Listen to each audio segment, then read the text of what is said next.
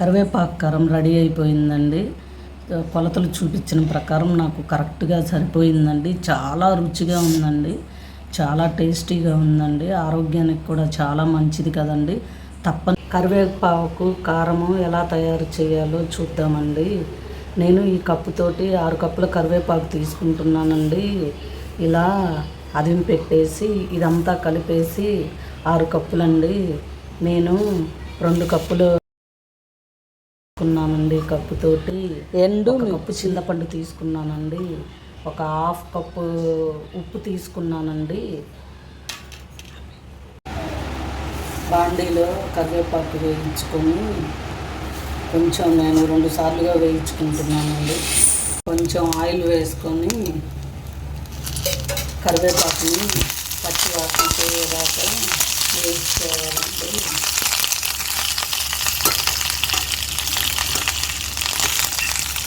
కరివేపాకు ఇలా వేగే వరకు వేయించుకోవాలండి.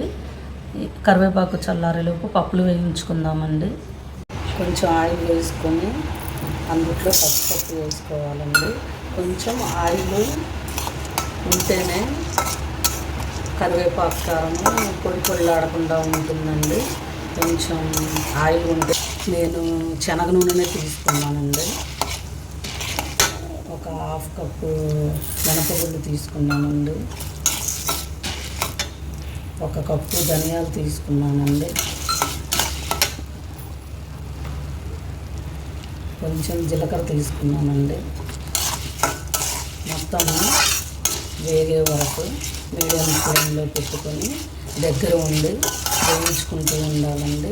అప్పుడే చక్కగా మనకి పప్పులన్నీ సమానంగా పప్పులన్నీ కొంచెం వేగిన తర్వాత ఎండుమిర్చి వేసుకొని వేయించుకోవాలండి. కొంచెం పప్పులు మిర్చి వేగే వరకు వేయించుకోవాలి. పప్పులు మిర్చి వేగిపోయినాయండి. ఇవి చల్లారిన తర్వాత మిక్సీ పట్టుకోవాలండి. ముందు మిక్సీలోకి మిర్చి కొంచెం ఉప్పు వేసుకొని మెదగనివ్వాలండి. చింతపండు వేసుకొని కొంచెం మెదగనివ్వాలండి. కొంచెం కరివేపాకు, కొన్ని పప్పులు వేసుకొని మెదగనివ్వాలండి.